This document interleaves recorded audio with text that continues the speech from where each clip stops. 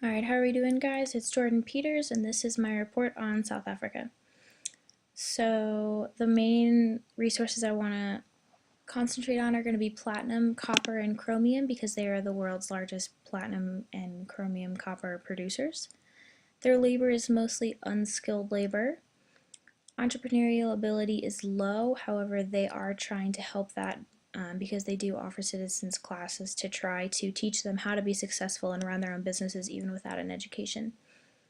South Africa is one of the world's biggest coal producers, but because of this, they're stripping their land and a lot of their natural resources, and it's really going to hurt their supply and their economy in the long run.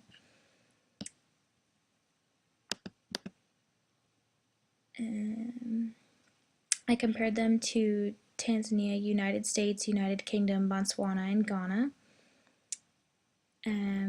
Starting with the inflation, inflation is at 5.8%, which is good for a developing country, so that's fine to stay within the 5 to 10% range.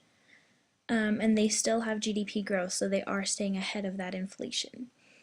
Unemployment is their biggest area of concern, in my opinion. They are at 24.9%, which is a lot higher than even the other countries being compared, even the undeveloped ones. Especially with youth females from 15 to 24 years old is at 56.9%, so that's really something that's an issue for them.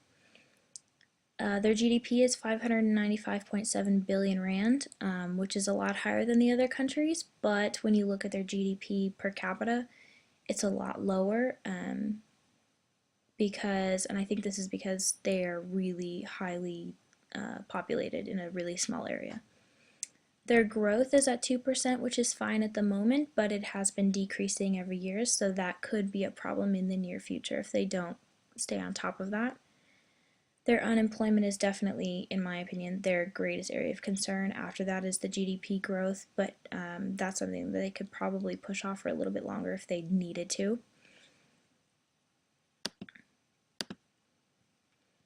For their fiscal policy, they are increasing infrastructure to 200 billion rand, and this is to increase spending. It's going to be an expansionary policy.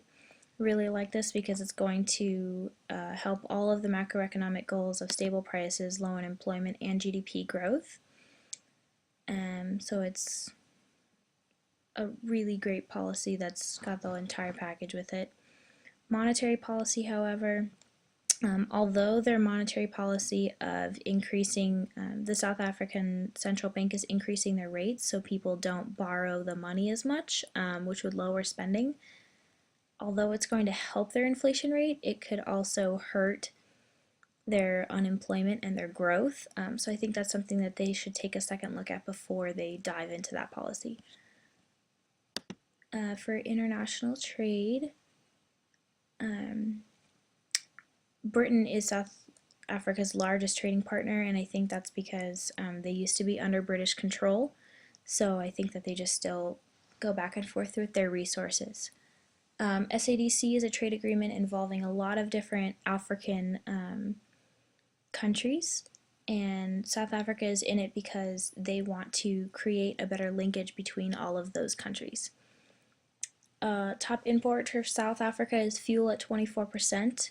Top export is iron ore at 14%, and also, as I said before, they're the world's largest chromium and platinum exporter producer. I think that they're really good at importing what they need to import because fuel was never on their resources list. However, iron ore was not their top resource, like chromium and platinum was, so I think that they could probably export more chromium and platinum, and that would really benefit them. So that would be the only thing that I would think that they should look at.